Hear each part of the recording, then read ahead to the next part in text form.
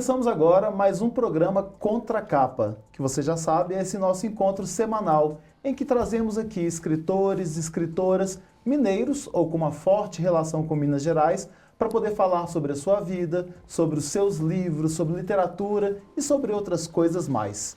Hoje estamos aqui com uma jornalista, a jornalista Mariana Grebler, que vai falar com a gente sobre 2 livros dela, focando no último que ela está lançando recentemente. Então, Mariana, seja bem-vinda a esse nosso espaço, que é seu também. Muito obrigada, muito feliz de estar aqui para falar desse assunto que é uma delícia, literatura e comunicação. Ah, e esporte também, né? E esporte, com certeza. Nós vamos explorar um pouquinho. Vamos aproveitar que você está aqui, tem que explorar demais as suas competências. Bom, antes da gente começar a conversa com a Mariana, você pode nos encontrar sempre às quintas-feiras na TV Promove, que é justamente no canal 12 da Claro TV. Então, quinta-feira, 19 horas, nosso programa vai ao ar e também no portal do jornal Hoje em Dia. Só que estamos também em outros meios. Você pode nos ouvir na rádio web Hoje em Dia e nas rádios Alvorada FM e Difusora AM de Salinas, na Gorutubana de Janaúba, na Rádio Cidade FM de Corinto e na Rádio Eldorado de Sete Lagoas. E também estamos no YouTube, Jornal Hoje em Dia BH. Você pode assistir, você pode indicar, pegar o link, mandar para grupos, para as pessoas que você quer que assistam a esse programa. A gente recebe escritores e explora outras áreas que os escritores também exploram em sua vida. Então, eu vou falar um pouquinho sobre a Mariana aqui. A Mariana Grebler, ela é jornalista com vasta experiência em relações públicas e apaixonada por escalada. Aí vocês já estão entendendo aí o que a gente vai falar um pouquinho também. Nascida em Belo Horizonte, formada pela PUC Minas em 1998, ela é frequentadora da Serra do Cipó desde 2010. E aí eu também quero entender por que esse amor pela Serra do Cipó. Tem acompanhado a consagração da região como o maior polo brasileiro de escalada esportiva. Ao mesmo tempo em que o esporte ganha destaque nos Jogos Olímpicos. Vamos falar sobre isso também, que é interessante. Em 2023, lançou o livro O Teatro da Fama, que conta em primeira pessoa suas aventuras pelos bastidores do jornalismo de celebridades e moda. E também, agora, ela está vindo com este livro aqui, que é o Nó de Cravo, que a gente vai saber já já o que se trata, o que ela fala nesse livro. Vamos explorar esse monte de assunto, Mariana? Vamos, com certeza. É coisa demais para falar. Você fica à vontade, você pode falar à vontade. Eu tô aqui só para poder jogar os insights, tá? Obrigada. Me conta aqui sobre essa questão da sua formação em jornalismo, né? Você trabalhou com o jornalismo por muito tempo. Uhum. Hoje não mais? Hoje não mais. Hoje eu me considero escritora. Ah, que maravilha. Finalmente eu consegui assumir esse título para mim depois do segundo. E é interessante isso que você fala, porque às vezes a gente é professor e escritor, alguma outra coisa e escritor, e a gente tem uma timidez em assumir o escritor, né? Será que eu sou escritor mesmo? Será que isso faz parte? Ou é um hobby e eu não vou falar que sou escritor? E aí você fala, hoje sou escritora. Nossa, eu tive demais, porque quando eu publiquei o Teatro da Fama, eu dizia isso até muito pouco tempo, porque o Nó de Cravo é lançamento. Eu dizia, eu sou uma jornalista que escreveu um livro a respeito da minha trajetória como jornalista. Eu não tinha eu considerava uma arrogância. Uhum. Agora que eu escrevi a minha primeira ficção, eu já estou um pouco mais confortável com esse tema. Mas é interessante, assumir isso é extremamente importante, até para a profissão que você está abraçando. Que é o que eu quero fazer o resto da minha vida, se eu puder. Que maravilha. Me fala então sobre esse primeiro livro, Teatro da Fama. Qual foi a ideia dele? O Teatro da Fama ele é um relato 100% verídico da minha trajetória trabalhando mais ou menos 17 a 20 anos nesse ambiente que é o ambiente das mídias televisivas, impressas. Eu falo as mídias em geral porque eu trabalhei, você me perguntou como é que foi o início da minha trajetória. Quando eu me formei na PUC, eu queria trabalhar com cinema, eu não saí de lá querendo trabalhar com jornalismo. Então eu já migrei um pouco para essa coisa do audiovisual. Quando você vai para o cinema, você já começa a trabalhar com atores e atrizes. Uhum. Num resumo, eu trabalhei, para minha surpresa, acabei trabalhando numa agência de modelos em Nova York. Eu estava em busca do cinema em Nova York. Uhum. Mas isso aconteceu na minha vida. Eu fiquei anos trabalhando em agência de modelos. Depois, quando eu saí de Belo Horizonte, eu sou nascida aqui. e fui para São Paulo em 2005, eu naturalmente acabei vivendo um pouco nesse mundo da moda, mas eu queria retomar minha carreira de jornalista. Na verdade, começar uma carreira que eu ainda não tinha começado. E comecei a escrever para várias revistas da Editora Abril e da Editora Globo. E, naturalmente, fui escrever sobre moda, sobre beleza, sobre o meio dos famosos e das celebridades. E eu fiquei nesse ambiente até 2017. Então, eu vivi muita coisa nesses bastidores. Como repórter, quando eu fui para Londres e fiquei 2 anos lá, eu fiz muito tapete vermelho. Eu colaborei com a revista People, que é uma revista americana, tinha uma sede em Londres, e eu fazia as pré-estreias dos grandes filmes. Então, eu vi muita coisa, o lançamento do primeiro filme do Sex and the City, o lançamento de Mamma Mia. Então, tenho muita história divertida para contar. Voltei de Londres e fiquei anos trabalhando em agência em São Paulo, fazendo o bastidor de São Paulo Fashion Week. Enquanto eu vivia isso, eu percebia que aquelas histórias eram divertidas e interessantes e que aquele ambiente era um ambiente que gerava curiosidade nas pessoas. Gera muita curiosidade. Né? Então, era natural que um dia eu quisesse colocar isso no papel. Mas eu tinha um pouco de constrangimento, porque existe uma aura de fascínio com a escrita, né? Uma coisa assim meio idealizada. Mas na pandemia eu resolvi colocar isso, digitar, porque estava tudo na minha cabeça. E deu certo, eu consegui trazer todas essas histórias que eu vivi nesses quase 20 anos, trabalhando no meio dessas pessoas que são as pessoas que têm projeção, que têm fama. E então foi mais ou menos essa a ideia. Uma amiga minha falou, nossa, mas você lembra de tanta coisa? Falei, eu lembro de tudo, tá tudo na minha cabeça. As pessoas falam isso mesmo, olha, coloca no papel rapidinho, senão você vai esquecendo, né? Exatamente. Porque são histórias atrás de histórias, né? Não coloquei nada no papel. Quando você sentou na pandemia, na pandemia você estava onde? Eu estava em Belo Horizonte, mas eu já tinha o meu chalé na Serra do Cipó, eu já fazia esse ir e vir. Voltei de São Paulo em 2017.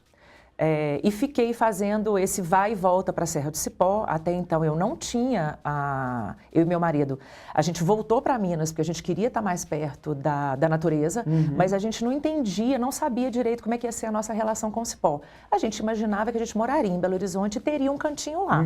Então ficamos assim durante 4 ou 5 anos. Quando veio a pandemia, eu tive períodos em Belo Horizonte e períodos lá no Cipó. E nesse período de 2021, em um momento em que eu estava com Covid, eu comecei a escrever o Teatro da Fama.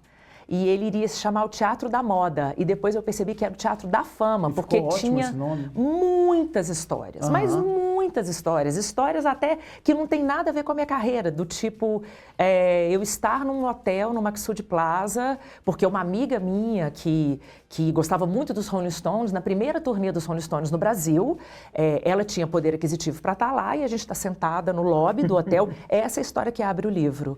E chegar uma pessoa do staff dos Stones e começar a conversar com a gente respondeu bem em inglês e ele perguntou como é que foi o show ontem. A gente falou, não foi legal, porque o primeiro show dos Rolling Stones no Brasil, no estádio do Pacaembu, em 1995, caiu um dilúvio daqueles que a gente conhece bem no nosso país tropical. A Rita Lee não tocou, a Rita Lee iria abrir para eles. A gente tomou umas 8 horas de chuva. E a gente falou, não foi legal, a gente tomou muita chuva. E ele convidou a gente para ir naquela noite. Resumo, eu fui em todos os shows da turnê dos Rolling Stones naquele ano de 95.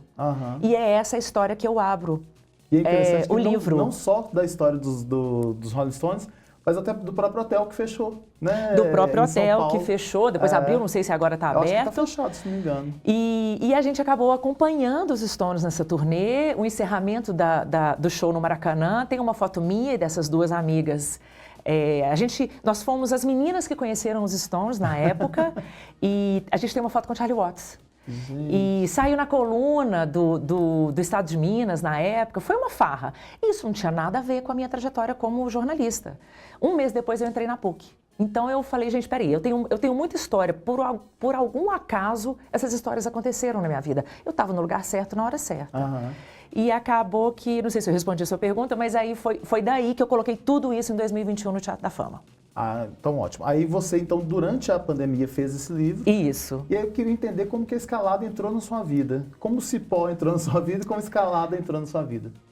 Ela entrou através do meu marido. Ah. Ele começou a escalar há 20 anos atrás.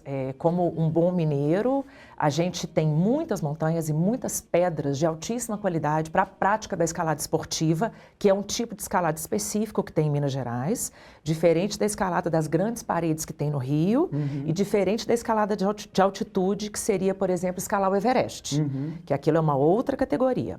Então, a Belo Horizonte, hoje em dia, nem se fala porque a escalada entrou na moda. Mas há 20 anos atrás já existia um pequeno grupo que praticava isso por uma coincidência. Meu marido tinha um colega de trabalho. Há 20 anos atrás, ele começou a prática da escalada.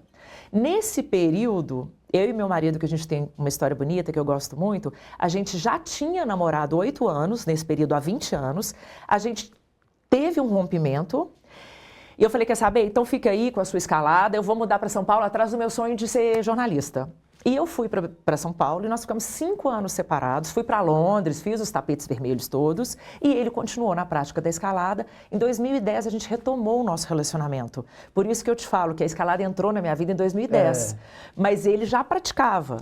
E quando a gente voltou ao nosso namoro e naturalmente a gente se casou, eu comecei a frequentar a Serra do Cipó, ele mudou para São Paulo, a gente morava lá e a gente vinha muito para a Serra do Cipó. Em 2017, como eu te disse, a gente veio para cá para ficar mais perto da natureza. Aí, deu no que deu, hoje eu moro na Serra do Cipó.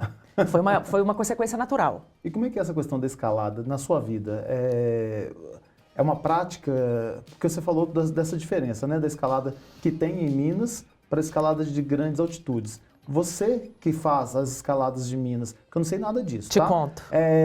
Você está apta a fazer as escaladas de grandes altitudes? Boa pergunta.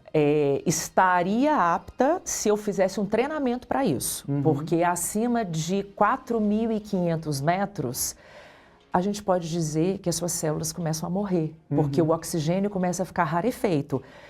A fala crua é essa, as suas células começam a morrer. Então, você tem que fazer um treinamento para estar garantir um mínimo de bem-estar num ambiente como esse. Não tem muita gente que fala que vai para o Peru, para essas cidades andinas, né? Mesmo as grandes capitais, já desce no Equador e já sente aquele mal-estar, aquela tontura, porque essas cidades, elas estão em grandes altitudes. Belo Horizonte tem 800 e poucos metros, mas essas cidades estão acima de 4.000 metros, né?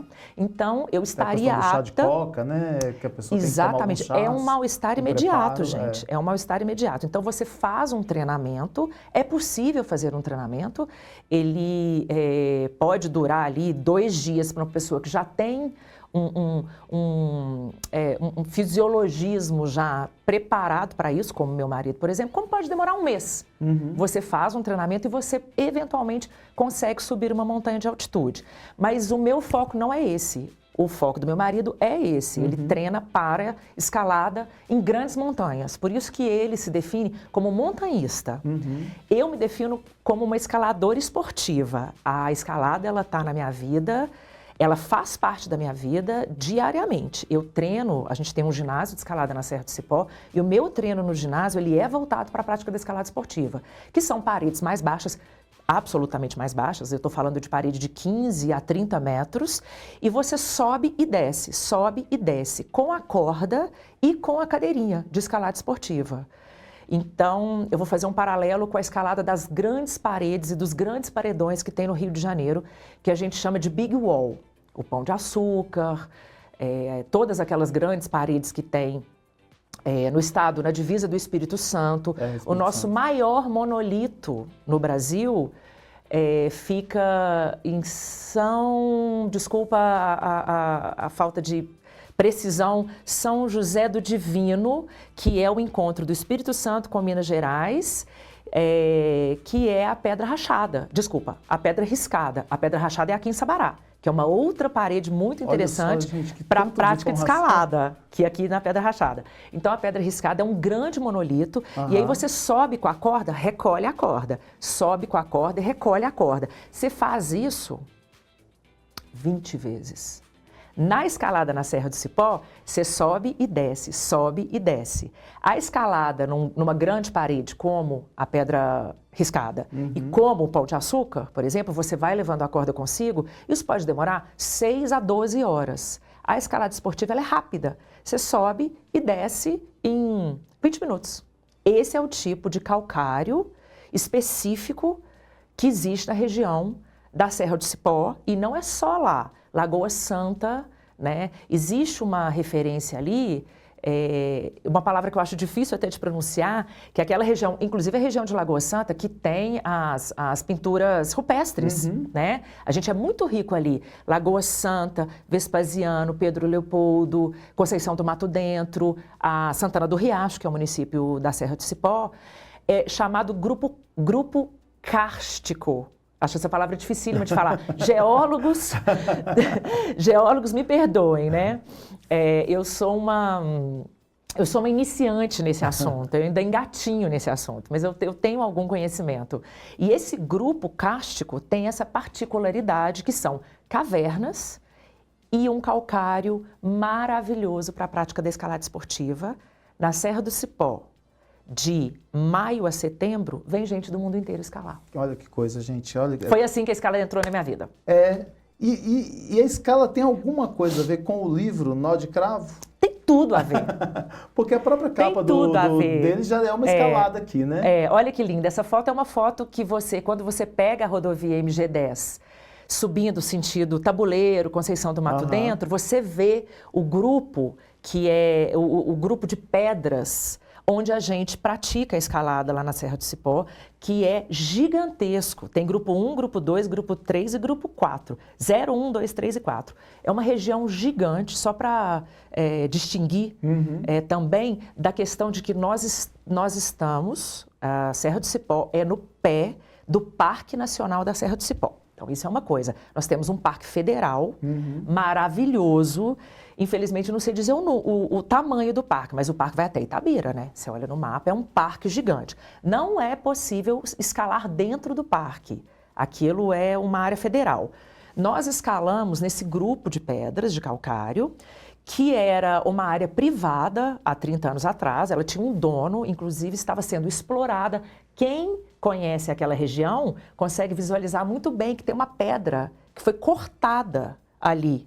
Dá para ver essa pedra da cidade toda, porque eles estavam explorando aquilo ali, né? Aquela pedra. E houve o abraço da pedreira em 1989, rapidinho. Quando descobriu-se a qualidade do calcário da Serra do Cipó, foram os cariocas, porque eles começaram a subir as pedras no rio. E eles começaram a vir para o Cipó, os geólogos, biólogos. Esses são os primeiros escaladores que vieram para a região da Serra do Cipó e desenvolveram a escalada ali. Quando eles descobriram isso, eles fizeram um movimento chamado Abraço da Pedreira, se não me engano, até o Gabeira veio. Um em 86 e um em 89, para transformar aquela região numa área de proteção ambiental. Aqui vocês não exploram mais. E é isso que é hoje o que a gente chama o Morro da Pedreira. Fora do parque, dentro do município, dentro da cidade ali da Serra do Cipó, e é onde a gente escala.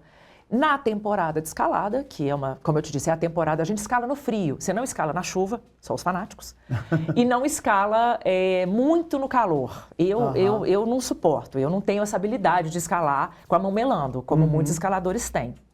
Então, de maio a setembro, eu tô nesse grupo da pedreira praticamente uma vez por semana. Olha que legal. Então, a escalada está 100% na minha vida. Eu estou lá, como eu disse, de uma forma mais presente desde a pandemia. Foi quando eu aluguei um chalé e falei, agora eu quero passar mais tempo aqui. E comecei a me inspirar pelas histórias. Eu não deixo, a minha escrita ela não deixa de ser uma escrita baseada na minha visão de jornalista. Eu ainda não sou uma romancista. Eu nem sei se eu vou me tornar. Como é que vai ser essa transição?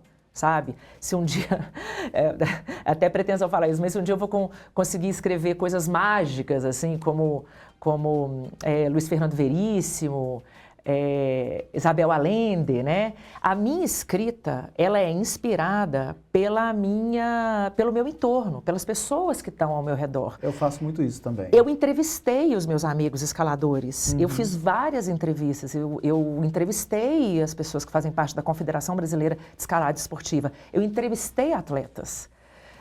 Muitos romancistas entrevistam, mas isso não é tudo criação da minha cabeça. Então, eu fui vivendo essa transformação que eu tenho visto, para mim ela é uma transformação, mas na verdade é assim, dos últimos 5 anos para cá. E eu vou te contar o que aconteceu. Em 2020, esportes considerados menores, menos populares e marginalizados até então, como o skate, o surf, a escalada esportiva e o taekwondo, me perdoa se eu estou confundindo uma dessas artes marciais. Eles atingiram a categoria de esporte olímpico. Então, as Olimpíadas de 2020 foi a primeira vez que esses esportes se tornaram olímpicos. Foi durante a pandemia, acabou que aconteceu em 2021. Então, a escalada entrou, se tornou esporte olímpico, isso já dá um boom mundial, consequentemente. Mais gente praticando, mais ginásios para você treinar a escalada nas cidades. O esporte foi crescendo e se popularizando.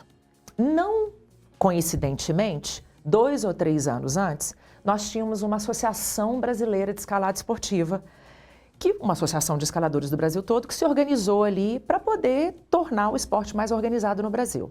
Eles foram percebendo isso.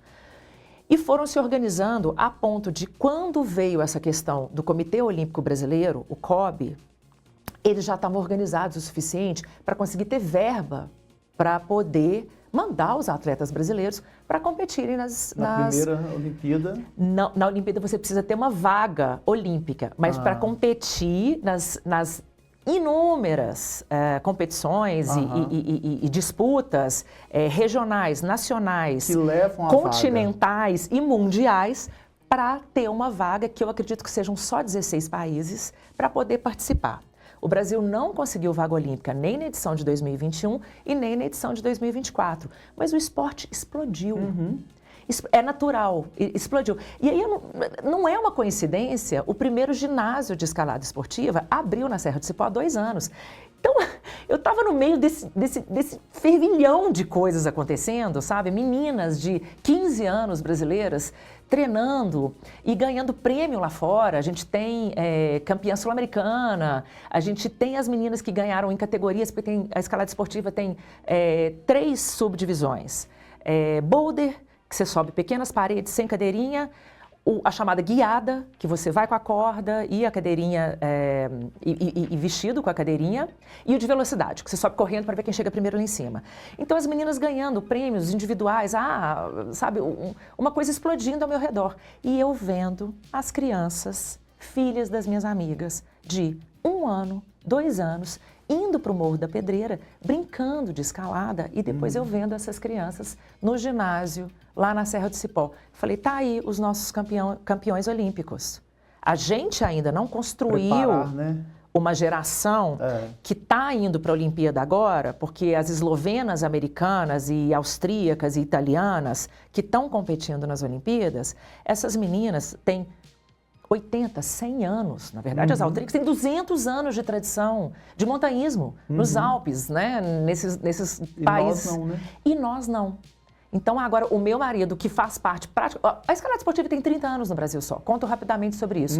Só um parênteses. Não escrevi um livro histórico sobre a história da escalada esportiva. Não escrevi um livro histórico sobre a história da Serra do Cipó. É a minha percepção disso tudo que eu estou contando. Então, como eu dizia, a primeira geração... Meu marido faz parte da segunda geração de brasileiros que começaram a escalar. Ele começou com 25 anos. Você não transforma uma pessoa em atleta olímpico com 25 anos. Um atleta olímpico começa com 5. Né? Então, agora, eu estou vendo as crianças de 5 anos que em 2040 que é a personagem da Maria Eduarda. A Maria Eduarda, que é uma personagem fictícia, mas totalmente inspirada nas filhas das minhas amigas. Eu não tenho filhos, então foi no olhar do filho do no outro. olhar do filho dos outros. A Maria Eduarda, em 2040, vai ganhar a medalha de ouro nas Olimpíadas de Paris, que eu criei na minha cabeça, e ela vai dar uma entrevista para a ESPN, que é um canal esportivo mundial. Você vê que eu não consigo fugir do jornalismo. Eu não consegui fugir da primeira pessoa. Ela está dando uma entrevista contando. Eu nasci na Serra do Cipó em 2020, o Brasil estava vivendo uma pandemia, a situação era assim, assim, assim, assado. Eu conto um pouquinho do que aconteceu no Cipó. A Associação de Escaladores da Serra do Cipó, da qual eu até faço parte, pediu para as pessoas não irem para lá, não venham para cá, porque a gente está com medo da contaminação nesse ambiente pequeno. Por isso que eu fiquei também muito em Belo Horizonte, que eu ainda não morava lá. Então, abria a escalada, fechava a escalada, abria a escalada. Eu contei um pouquinho... Ninguém sabia de nada, né? Eram muitas dúvidas. Eu contei um pouquinho disso no livro, como é que foi, como é que estava o Brasil nessa época. Contei que o esporte entrou nas Olimpíadas e ela vai contando em primeira pessoa como é que foi a trajetória dela nesse ginásio, nesse treinador, inspirado em amigos, em histórias, né? Os personagens são todos inspirados. Aí tem o pai da Duda, que é inspirado num amigo meu, a mãe da Duda, e tem a personagem que é inspirada em mim, que ela vai ser as relações públicas. O conflito, a estrutura do livro é a relação dela com a Tamara, que é inspirado em mim. E tem o Alonso, que é o inspirado no meu marido. Então, ela vai contar a trajetória dela, mas, intermeado, eu fui colocando a parte da ficção, do que foi ela crescer na terceira pessoa.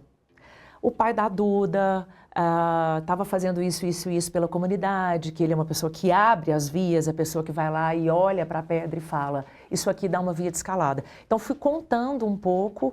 Então, eu gosto muito dessa viagem no tempo. Ela está em 2040, falando de como ela se transformou, mas também o livro se passa em 2020, 25, 27, 30, 35. Pega várias etapas, né? Em 2035, Maria Eduarda foi para Chamonix, que é um grande polo de escalada na França, no Mont Blanc.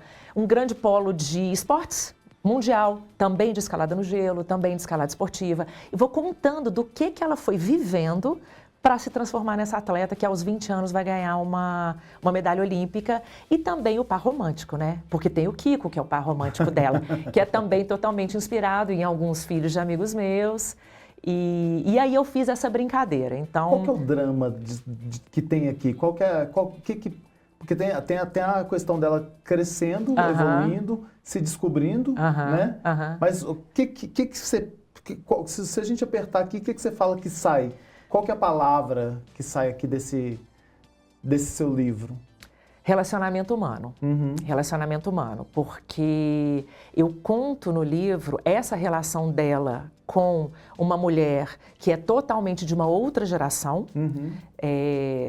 Vou falar, como a personagem da Tamara foi inspirada no que eu vivi, eu sou uma geração que cresceu nos anos 80 e nos anos 90.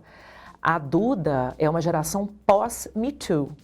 O feminismo, a postura dela como uma atleta feminina que nasceu em 2020, onde várias questões de machismo, que eu cresci uma menina em Belo Horizonte nos anos 90, sendo dita como que eu deveria me comportar. Você já falou, você foi dando pitacos aí. Eu cresci uma menina nos anos 90, 80, 90, em Belo Horizonte. Em Belo Horizonte. Dizendo o que eu tinha que fazer. Dizendo que eu tinha que fazer. Ou seja, uma sequência de coisas que era bem cerceada. Uma menina de Zona Sul, com 2 irmãos mais velhos. E naquela época, mulher não jogava futebol. Esporte... Mulher não jogava futebol, entendeu? Eu fiz balé, adorava o balé, fiz 10 anos de balé, mas, gente, eu tinha que ter jogado vôlei. Eu tenho certeza que minha mãe não me colocou no vôlei, porque ela ficou com medo de eu ficar machona. Entendeu? Olha pra você ver os estigmas. Talvez eu teria sido uma ótima jogadora de futebol. Sabe? Eu fiz intercâmbio em 93, cheguei nos Estados Unidos. Por que os Estados Unidos são campeões...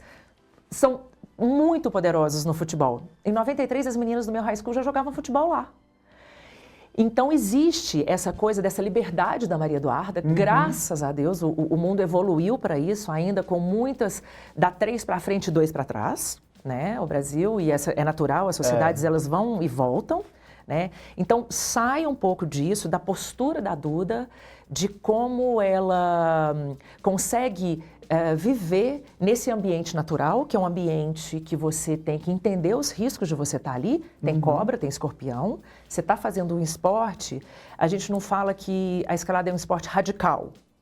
Ele não é um esporte radical que você pula e conta com a sorte do vento. É um esporte de aventura. Você está protegido com o seu nó. E aí eu já entro na... Por que nó de cravo? Isso. Porque é um dos nós importantes, um dos pontos mais importantes para a segurança do escalador é um nó que ele faz entre a corda e a cadeirinha. Se você tomar um escorregão e tomar uma quedinha, você não cai no chão. Tem jeito de cair no chão, tá? Se você não tomar os procedimentos, não executar os procedimentos necessários de segurança. Mas você não vai necessariamente cair no chão. Então é um esporte de aventura que você tem que ter a consciência também dos riscos. Vai lá, verifica o nó, pede para o colega, dá uma olhada, tem sempre a coisa do backup. Dá uma olhada no meu nó, ver se meu nó está bem feito, né? E é por isso que eu escolhi o nó de cravo, simplesmente porque eu adoro esse nome cravo, essa palavra cravo, porque existe uma série de nós que eu poderia ter escolhido. Nó 8, nó fiel, nó de pescador, tem um monte de nó. E então eu acho que tem essa coisa do relacionamento de duas mulheres de gerações diferentes, né? E a Duda, com tudo isso que ela consegue sobreviver nesse ambiente natural, mas também tem a história que eu vivi muito da relação com as minhas amigas durante um período de muita angústia, que foi o período pandêmico. Foi muito complicado e, ao mesmo tempo, um período que trouxe duas coisas maravilhosas para mim. Eu até me emociono, que foi poder acreditar que eu poderia escrever e poder ter decidido que a gente ia morar na Serra do Cipó, porque talvez se a pandemia não tivesse acontecido, eu não teria mudado para a Serra do Cipó. Mariana, e esse livro teve alguma ajuda de lei para você poder publicá-lo? Esse livro foi uma surpresa maravilhosa. Eu descobri, através da Lei Paulo Gustavo, que foi criada após a tristíssima morte do gênio, porque ele era um gênio. A Lei Paulo Gustavo é uma lei federal, distribuída através do governo do estado de Minas Gerais, e eu apliquei via município de Santana do Riacho. Eu descobri que eles contemplavam também as artes literárias. Eu me inscrevi em 2023, eu já tinha metade do livro escrito, que eu já tinha desenvolvido isso, e eu mandei 40 páginas nessa inscrição e eu fui contemplada com a bolsa. E foi isso que me permitiu publicar esse livro. Foi importantíssimo para mim. Então, quando você é contemplado, você tem um período de 12 meses para poder terminar de escrever, editar, contratei uma editora, publicar e fazer a contrapartida, que foi oficina de escrita criativa para os alunos da escola estadual do ensino médio da Serra do Cipó. Então, você é contemplado com dinheiro público e você devolve isso para a comunidade com a distribuição de mais de 100 livros para a comunidade. Ah, que maravilha. Tomara que venham outros dessa forma, Tomara, essa inclusive, lei importantíssima, né? para todos o meio criativo de Minas Gerais. Olha, a gente não tem mais tempo, Nossa. mas eu tinha uma pergunta para te fazer. Eu falei igual uma louca, gente, desculpa. Eu falei, não, o espaço era seu, para você falar mesmo. É porque é muito assunto. E eu te pedi para você falar sobre a escalada, que eu acho que é interessante. Mas eu queria que você, assim, me respondesse sim ou não, para deixar aberto para... A Maria Eduarda também tem um pouquinho de você? Ou do que você queria? Porque ela liberta. Sim. Né? Sim, eu comecei a escalar com 40 anos e a Maria Eduarda começou a escalar com 1. Sim, eu gostaria de ter começado a escalar com 1. Sim. Mas eu acho que você, com 40, tem um pouco da Maria Eduarda, Sim. né? É legal isso. Sim. Para te encontrar, fala pra gente ali onde que as pessoas podem buscá-la. Para me encontrar, eu tô no @nó de cravo livro e tô no @o Teatro da Literatura. Fala comigo, vamos conversar. O Nó de Cravo está em todas as livrarias de Belo Horizonte, São Paulo, a distribuição da editora Labrador. É muito legal porque eles têm um alcance muito grande no Brasil todo. Todos no Instagram, então vocês podem conversar com ela e saber também como adquirir o livro. Gente, a gente encerra esse bate-papo tão gostoso, de tanto aprendizado, e a gente se encontra num próximo programa que a gente vai conversar com outros autores sobre outros livros, sempre ressaltando a literatura mineira. Até lá!